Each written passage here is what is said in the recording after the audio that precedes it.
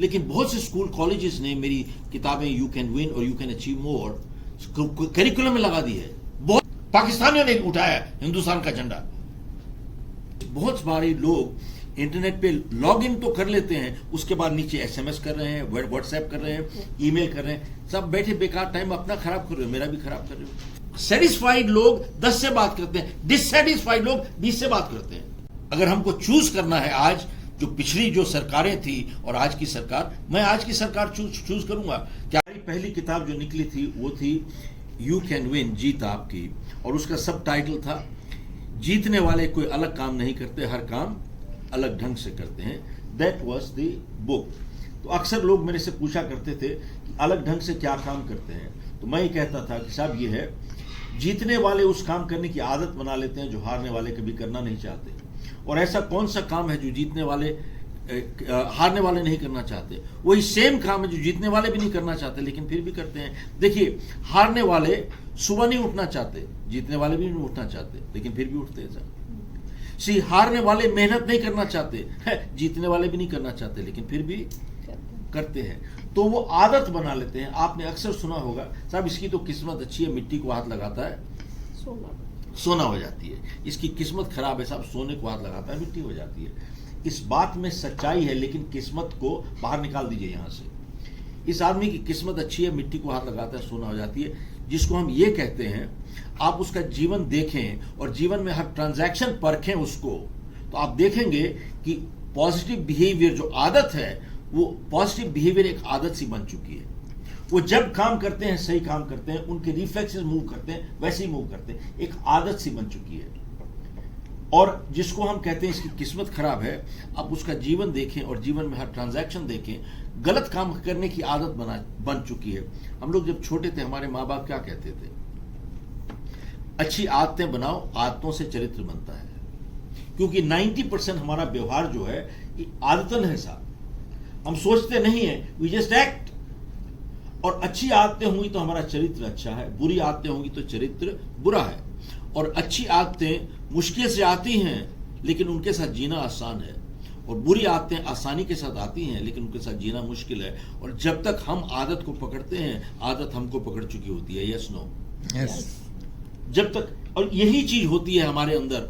आप देखें आज की जो जनरेशन है, उनको पूछिए कि आप क्या कर रहे हैं, वो कहते हैं work smart don't work hard. मेहनत मत करो साहब, work smart don't work hard. साहब हार्ड वर्क का कोई सब्स्टिट्यूट है नहीं, हार्ड वर्क करना ही पड़ेगा आपको। Work smart and work hard. और खास तौर पे आज की जो पीढ़ी है, स्कूल कॉलेजेस में जाते हैं और स्कूलों में पढ़ाते क्या है? जीविका कमाना सिखाते हैं साहब, जीना कैसे है ये नहीं सिखाते। ज्ञान मिल रहा है, संस्कार नहीं मिल रहे हैं, ज्ञान मिल रहा है, संस्कार नहीं मिल रहे हैं। और दुनिया में कहीं पर भी अगर आप बढ़ना चाहते हो, आपको एक नजरिया, एटीट्यूड बनाना पड़ेगा सही, जिसकी वजह से इंसान को प्रमोशन मिलती है, लीडरशिप मिलती है। मैंने जो नई किताब लिखी यू कैन अचीव मोर, उसमें लिखा है पॉजिटिव एटीट्यूड वाले इंसान को जिंदगी में आप कभी रोक नहीं सकते, और नेगेटिव एटीट्यूड वाले इंसान को कभी आप मदद नहीं कर सकते। दोबारा से कहता हूं साहब, जिसका नजरिया सक्रिय है उस इंसान को आप जिंदगी में कभी रोक नहीं पाओगे, और जिसका एटीट्यूड नेगेटिव है उसकी कभी आप मदद नहीं कर पाओगे साहब। वो यहां भी गया, वहां भी गया, वहां भी गया, वहां भी गया, वो हर जगह परेशान होता रहेगा क्योंकि नजरिया गड़बड़ है। तो मेरी किताब में, जो नई वाली किताब है, उसमें जो सब टाइटल है कि अगर आप, if you want to stand out, you need to do something outstanding. मतलब कुछ आउटस्टैंडिंग काम करोगे तभी तो स्टैंड आउट करोगे भैया, उसके बगैर कैसे करोगे? तो बहुत बारी, ये मैंने नई किताब में लिखा है यू कैन अचीव मोर में, बहुत बारी लोग कहते हैं कि साहब मैं एक्स्ट्रा ऑर्डिनरी सफल होना चाहता हूं, मैं एक्स्ट्रा ऑर्डिनरी इनकम चाहता हूं, मैं एक्स्ट्रा ऑर्डिनरी लाइफ चाहता हूं, जिंदगी चाहता हूं। तो उनसे ये पूछना है कि भैया क्या आप एक्स्ट्रा ऑर्डिनरी इंसान हो? क्या आपके अंदर एक्स्ट्रा ऑर्डिनरी इंटेग्रिटी, ईमानदारी है? क्या आप एक्स्ट्रा ऑर्डिनरी मेहनत करना चाहते हो? क्या जिंदगी में आपकी एक्स्ट्रा ऑर्डिनरी कमिटमेंट है? क्या जिंदगी में आपकी एक्स्ट्रा ऑर्डिनरी रिलेशनशिप्स है लोगों के साथ? भैया अगर ये सब कुछ एक्स्ट्रा ऑर्डिनरी नहीं है तो आपको जिंदगी में कुछ एक्स्ट्रा ऑर्डिनरी मिलेगा नहीं, कुछ नहीं मिलेगा एक्स्ट्रा ऑर्डिनरी। तो कुछ हासिल करने के लिए इंसान को कुछ बनना पड़ता है, अक्सर लोग कहते हैं कि साहब डू व्हाट फील्स गुड, जो अच्छा लगे उसी से काम करो, जो डू व्हाट फील्स गुड। हमारा कहना यह है, हम पुरानी सोच हमारी है, इसी feeling good is a natural outcome of doing good. जब अच्छा करोगे तभी ना फील गुड करोगे भैया। When you don't do good how can you feel good? You can not feel good when you don't do good. तो इसी सोच को लेके हम लोग आगे बढ़े हैं। और कल मैं पांडा जी को बधाई देता हूं, इनके जो चेयर में अपना जो ट्रस्टीज हैं करार साहब, उनको बधाई देता हूं कि इन्होंने इनिशिएटिव दिया है और अपने पूरे बिजनेस स्कूल के लिए 120 लोगों को ट्रेनिंग देने का।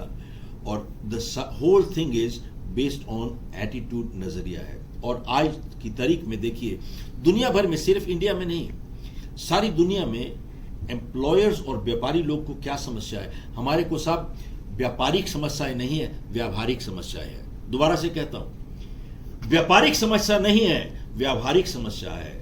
और जब हम अपनी व्यावहारिक समस्याओं को दूर कर लेते हैं, व्यापारिक समस्या ऑटोमेटिकली दूर हो जाती है। तो यही आज कहीं पर भी चले जाओ, सबसे बड़ी एक समस्या लोगों को, एम्प्लॉयर्स को, व्यापारी लोगों को एक आ रही है कि अपने जो स्टाफ है, पीपल है, उनके अंदर ट्रस्ट और अकाउंटेबिलिटी, दो चीज मिसिंग है सर। Trust and accountability. तो ये सब चीजें जो इंसान के अंदर हम लोगों को इनकलकेट करनी चाहिए, इसी के साथ काम होता है, इसके बगैर काम नहीं होता है। अब मैं इंग्लिश में बोलूंगा थोड़ा सा उसमें, कि वो कहते हैं कि people are our assets, our greatest assets. Not true. Only good people are assets, rest all liabilities. साहब ध्यान से सुनिएगा, people are not assets, only good people are assets, rest all liabilities. और अच्छाई सिखानी पड़ेगी इंसान को। Goodness must be taught, it doesn't happen.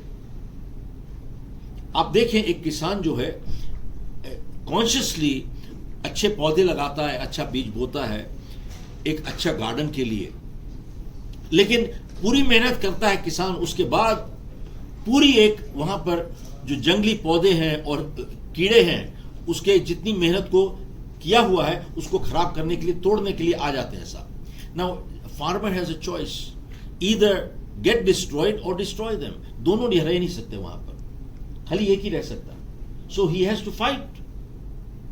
सो जीवन का असूल है, अगर शांति से रहना चाहते हो भैया, you must be prepare to fight. ये कुदरत का असूल है। हमारी बॉडी के अंदर व्हाइट सेल होते हैं, रेड सेल होते हैं। व्हाइट सेल का क्या फंक्शन होती है? इन्फेक्शन को फाइट करना परमानेंटली। सो हमारे अंदर भी एक फाइट है। हमारे जिस्म एवरी डे रिलीज करती है मिलियन ऑफ कैंसर सेल्स और immunity cells. Whichever is stronger wins. Cancer cell is stronger, they win, we have cancer, will die. Immunity cell अगर स्ट्रोंगर है तो वही जीतता है। तो इसलिए हमारे को अच्छाई और सच्चाई की जीत होनी चाहिए। अच्छाई और बुराई इकट्ठे कभी नहीं रह सकते साहब, कि इकट्ठे ये लड़ाई रहेगी, रही है, आगे भी रहेगी और रहनी चाहिए भी। सक्सेसफुल का क्या डेफिनेशन हो सकता है? जैसे लोग मानते हैं कि ज़्यादा इनकम है, ज़्यादा पैसा कमा लिया है तो वो सक्सेसफुल है, बट आपके हिसाब से क्या होता है? मैम ऐसा है, ये बॉलीवुड में यही दिखाते हैं कि जिसके पास ज़्यादा पैसे हैं, ज़्यादा रसूख है, ज़्यादा गुंडा है, ज़्यादा बड़ा है, ज़्यादा माफिया है, वो जिसकी पावर है वही सक्सेसफुल है। ये सब बात होती नहीं है। कुदरत में आप देखिए, सक्सेस कौन से किसको कहते हैं? सक्सेस की परिभाषा क्या है?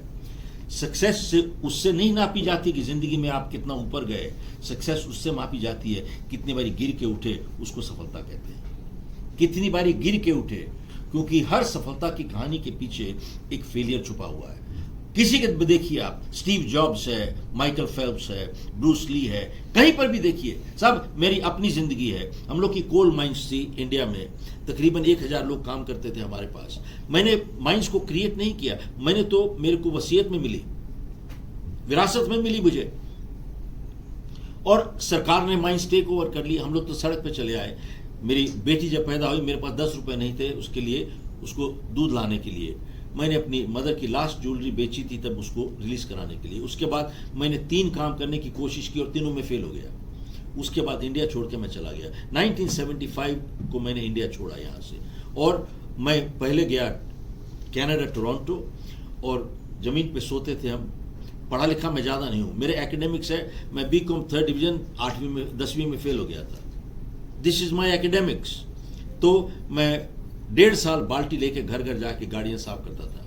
उसके बाद totally by default I got into selling life insurance and that was the best thing in my life ever happened to me. सबसे अच्छी चीज़ वही जो हुई ज़िंदगी में, उसी ने मुझे सिखाया। जानते हो क्यों? क्योंकि सेलिंग लाइफ इंश्योरेंस आसान काम नहीं है। सबसे मुश्किल काम दुनिया में अगर कुछ है तो सेलिंग लाइफ इंश्योरेंस होती है, क्योंकि selling is a rejection business. Rejection business, आपको 10 बारी इनकार मिलती है, ना मिलती है, जब एक बारी हां मिलती है। 10 बारी ना मिलती है, 10 आदमी लोग कहते हैं नहीं चाहिए नहीं चाहिए नहीं चाहिए, और एक बारी हां मिलती है। लेकिन बात यह है, जिनको 10 बारी 15 बारी ना मिलती है ना, जानते हैं वो डीमोटिवेट हो जाते हैं और वो काम छोड़ के भाग जाते हैं। साहब यही दिक्कत होती है। आज तक जिंदगी में हम लोग सिर्फ यही 2 लफ्ज़ सीखे हैं, जीतना सीखो और ऊपर सफल बनना सीखो। जीतना सीखो। कभी जिंदगी में हमने ये नहीं सीखा कि हार कैसे होती है जिंदगी में, और हार और जीत दोनों दुनिया की लगी हुई है। जिंदगी में हम सीधा ऊपर ऊपर नहीं जाते, ऊपर नीचे दोनों जाते हैं। यस नो जाते हैं ना। तो जिंदगी में आज की जो जनरेशन है ना, इनको खाली माँ बाप और टीचर 2 ही लफ्ज़ सिखा रहे हैं, जीतना सीखो, ओनली सफल बनना सीखो, जीतना सीखो सफल बनना सीखो। लेकिन सिर्फ जिंदगी ऐसे नहीं जाती, ऊपर नीचे भी जाती है। जब नीचे आती है ना, इन्होंने कभी जिंदगी में सीखा नहीं कि हार को कैसे फेस किया जाए, इसलिए डिप्रेशन हो जाते हैं, दे कमिट सुसाइड। कितना डिप्रेशन बढ़ चुका है वेस्ट में, इंडिया में भी बढ़ चुका है। तो क्या है? Because they don't know how to lose. क्योंकि हार जीत दोनों चलती है जिंदगी में। You have to lose also in life. और दुख की बात, सबसे बड़ी बात यह है कि हम लोग भाग्यवादी बन चुके हैं। समय से पहले भाग्य से ज्यादा कुछ मिल नहीं सकता। लिखा है तो कोई रोक नहीं सकता, नहीं लिखा तो कुछ भी कर लो, आपको मिल नहीं सकता। साहब सबसे बड़ा जो डैमेज इंडिया को अगर हमारे मीडिया ने किया है, वो हमारे मीडिया ने किया है, वो ये है, आप कोई भी अखबार पढ़ लीजिए, कोई भी आप टेलीविजन ऑन कर लीजिए, क्या देखते हैं? हॉरोस्कोप। बैठ के खाली वहां पर हॉरोस्कोप दिखता है आपको, और वहां पर गुरुजी, स्वामी जी, महाराज बैठे हुए हैं, तिलक लगा के बैठे हुए हैं और पूछ रहे हैं जन्म तिथि बोलो, टाइम बोलो, कहां से बोल रहे हो। बोले गुरुजी मुझे मालूम नहीं। कहता कोई बात नहीं, मैं निकाल देता हूं। तो वहां पर एक लैपटॉप रखा हुआ है, और टिक टिक टिक टिक टिक टिक टिक टिक करके वो बोलते हैं गुरु शुक्र में चढ़ गया, शुक्र फलाने में चला गया, शुक्र मंगल में चला गया, फलाना हो गया, मंगलिक मंगलिक मंगलिक हो गए, मंगलिक हो गए। अब क्या करें? मंगलिक हो गए। अब मंगलिक हो गए तो क्या करें? अरे केले के पेड़ से शादी कर लो, पीपल के पेड़ से शादी कर लो, मर जाएगा, यही हो जाएगा। अब फिर उसके बाद शनि चढ़ गया, शनि चढ़ गया, शनि चढ़ गया, शनि चढ़ गया। अब वो घबरा गया साहब। अब उतारने का उपाय क्या है? बोल रहे कि काला रुमाल लीजिए, उसमें काली दाल डालिए, काला काजल लगाइए, काले बाल वाला खोजो, 7 बारी खोपड़ी पे घुमाओ, काला कुत्ता खोजो, काला बर्तन खोजो। साहब काला काला खोजते रहो, खोजते रहो, खोजते रहो, काला खोजते रहो। मैं आपसे पूछना चाहता हूं कि शनि को उतारना चढ़ाना इतना आसान है, तो भैया भेजो शनि को पाकिस्तान, सारे टेररिस्ट को मरवा दो। अगर शनि को उतारना चढ़ाना इतना आसान है तो भेजो शनि को लद्दाख, चाइना से लड़वा दो। मैं आपसे एक बात पूछना चाहता हूं कि शनि हमेशा इंडिया में क्यों बैठता है? कभी आज तक ऑस्ट्रेलिया गया ही नहीं, ना न्यूजीलैंड जाता है। क्या प्रॉब्लम क्या है? साहब मैं किस लिए आपसे बात कह रहा हूं कि अगर आप जीवनी पढ़ें स्वामी विवेकानंद की, स्वामी दयानंद की, गुरु नानक की, इन्होंने कभी इन चीजों पे यकीन नहीं किया, कभी नहीं किया, बल्कि इनके खिलाफ उन्होंने लड़ाई की। आप गुरु नानक की जीवन पढ़िए। सिखों परिवारों में जानते हैं कोई पत्री नहीं मिलाते आज तक, कोई मंगलिक नहीं होता।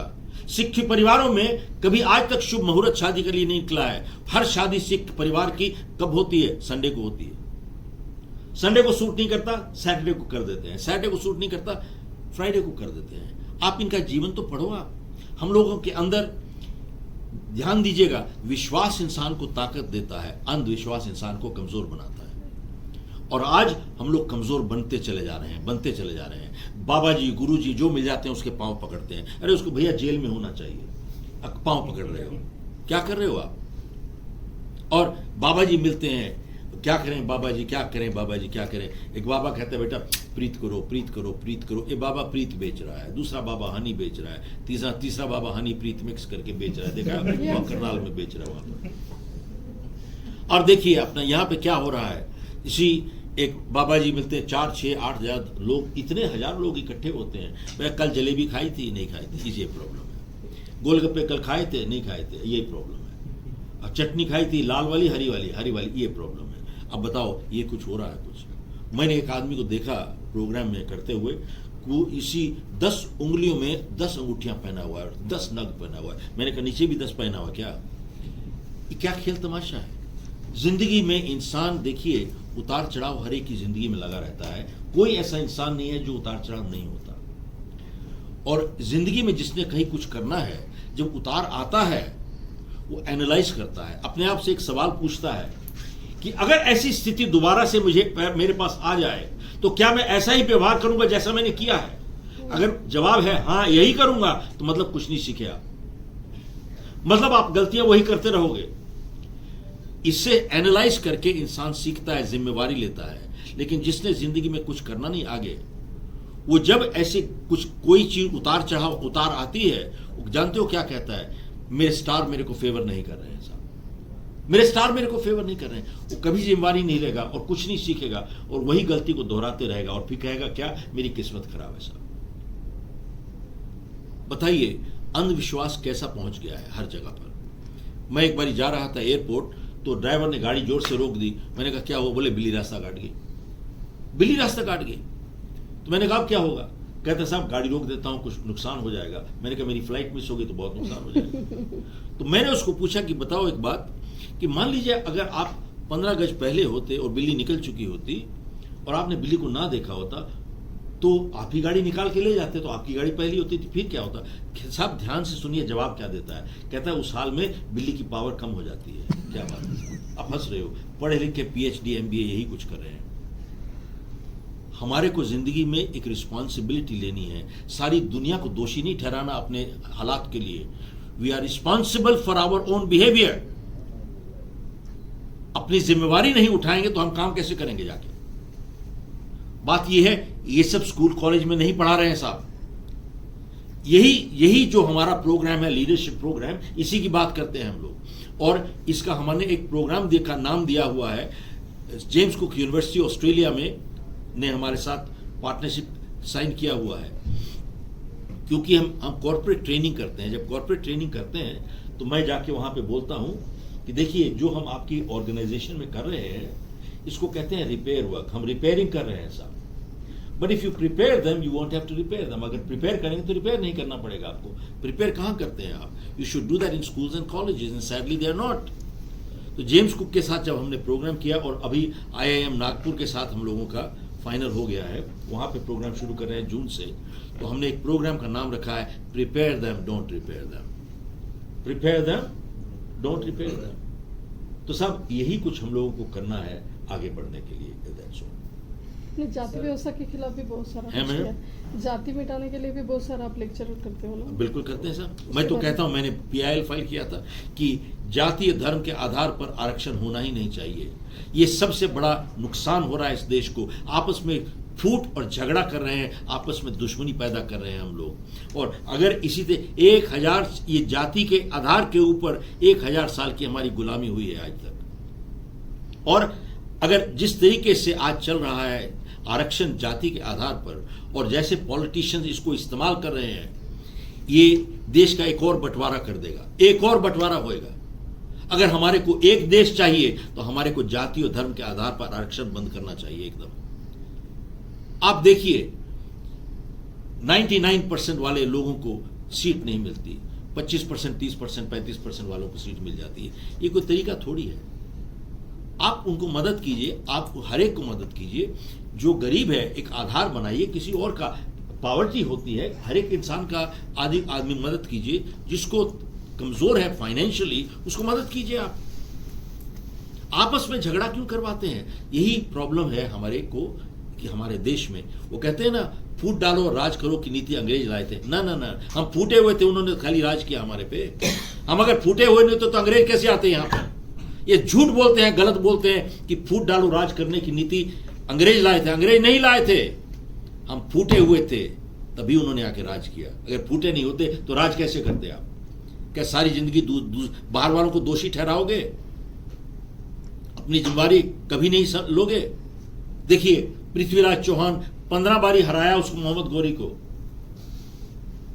अकेला माफ कर दो छोड़ दिया, माफ कर दो छोड़ दिया, माफ कर दो। उसने एक बारी हराया तो मार के खत्म कर दिया इसको, फिनिश। उसके बाद मुगल राज इस देश में शुरू हो गया। साहब एक बात बताओ, कहते हैं क्षमा करना बड़ी बड़ापन चीज होती है। क्षमा करना क्या? उसने बोला क्षमा मांगी, खाली मूछ का सवाल था। अरे क्षमा मांगी, मैं बड़ा इंसान क्षमा करता है, बड़ा, अब बेवकूफ भी क्षमा करता है। आपने क्षमा किया, पूरे देश का खतरा कर दिया, देश का खतरा कर दिया, उसके बाद देश गुलाम हो गया। ये कौन सी क्षमा है? बेवकूफी है इसको। अरे भगवत गीता से हम कुछ नहीं सीखे, खाली सिर पे चट्टान से निकल गया, कुछ नहीं सीखे। भगवत गीता में क्या था? जब कर्ण स्ट्रगल कर रहा था चक्के के साथ, कृष्ण भगवान ने अर्जुन को क्या बोला? मारो इसको। लेकिन अर्जुन क्या बोला? बोले ये ब्रेवरी के खिलाफ जाती है हमारी, किसी निहत्थे के ऊपर वार करना, निहत्थे के ऊपर वार करना। कृष्ण भगवान क्या बोले? बोले तुम तो बेवकूफ आदमी हो भाई, तुमको समझ में नहीं है। बोले ये निहत्था नहीं है, ये शस्त्रहीन है। निहत्था नहीं है, ये शस्त्रहीन है। और शस्त्रहीन तब बना तुम्हारी ताकत से। 5 मिनट पहले ये तुम्हारे को मार रहा था, मारने के लिए तैयार था, तेरे को मार रहा था। ये निहत्था नहीं है, शस्त्रहीन है। और शस्त्रहीन तेरी ताकत की वजह से हुआ है। फायर! और अर्जुन ने मार दिया उसको। क्या सीखे? कुछ नहीं सीखे। यही सीखे, इतिहास सीखे, हम सीखे ही कुछ नहीं साहब। खाली खोपड़ी से ऊपर निकलने से, 50 बारी सुनने से ज्ञान नहीं आता है। सर आप सिस्टम इज वेरी फॉल्टी। बताता हूं क्यों। आप में at least specially till high school, Bihar में बिहार बोर्ड है, मध्य प्रदेश यूपी में यूपी बोर्ड है, और उसके बाद जब कॉलेज में जाते हैं इनको वहां पर दिक्कत होती है, बिकॉज उनके बोर्ड्स ही डिफरेंट हैं, उनके करिकुलम फर्क है, and they can not compete नहीं कर पाते हैं आपस में। इंडिया में एक एजुकेशन सिस्टम होना चाहिए, एक एजुकेशन सिस्टम होना चाहिए, यूनिफॉर्म एजुकेशन सिस्टम, ताकि when they finish high school they are all at par equally, ताकि they can compete to go for national exams. आज नहीं कर पाते हैं क्योंकि करिकुलम, उनके बोर्ड और उनके लेवल्स फर्क है। कैसे कंपीट करेगा भाई? दिक्कत होती है। इसलिए ये सब चीजें जो हैं हमारी गवर्नमेंट को, they are responsible and they should bring it, ताकि हमारे बच्चों को एक समान अवसर मिले, मौका मिले, उनको समान अवसर मिले। हमारी जो यहां पर इंडिया में, मैं कहता हूं कि our students are very bright. और ब्राइट किस वजह से हैं? हमारे संस्कारों की वजह से हैं, ज्ञान की नहीं, संस्कार की वजह से। आप देखें तकरीबन ज्यादातर इंडियंस जो हैं बाहर चले गए, एनआरआईज, बहुत सक्सेसफुल हैं साहब। आप हार्डली कोई ऐसा एनआरआई देखेंगे who is not successful. Most NRIs are very successful. क्यों? क्योंकि बहुत पढ़े लिखे हैं खुद, या बहुत ज्ञानी है खुद, इस वजह से साहब। इस वजह से नहीं, but you know something, because Indian NRIs are successful because they're married to Indian women. आपको बताऊं क्यों? Because हमारी संस्कृति ऐसी है, हर घर में बच्ची को सिखाया जाता है कि बेटा दुख सुख में आपको साथ रहना, साथ छोड़ना नहीं है, साथ छोड़ना नहीं है, आपको साथ रहना है। यही हमारी बच्चियों को भी सिखाया जाता है। तो इसलिए जब इंसान बाहर जाता है, इतने बाहर उनको रिस्क लेने पड़ते हैं, बहुत रिस्क है, बहुत मुश्किलात आती है, लेकिन उसको मालूम है कि मेरे घर एक सुरक्षित है, मेरा परिवार सुरक्षित है, इसलिए उसका हौसला और बढ़ जाता है रिस्क लेने का, बाहर जाके, और बाहर जाके वो रिस्क लेता है साहब। और इस वजह से मोस्ट एनआरआईज आर सक्सेसफुल। हमको एनालाइज करना पड़ेगा, सोचना पड़ेगा कि हम कर क्या रहे हैं। कि 75 साल में जितना इस देश का नुकसान हुआ है, जो पिछले 8 साल से लीडरशिप हमारी चलनी शुरू हुई है, मेरे हिसाब से ये इस देश के लिए एक बहुत बड़ा एक वरदान मिल चुका है हमारे को। क्योंकि आप देखें 75 साल में क्या हुआ है।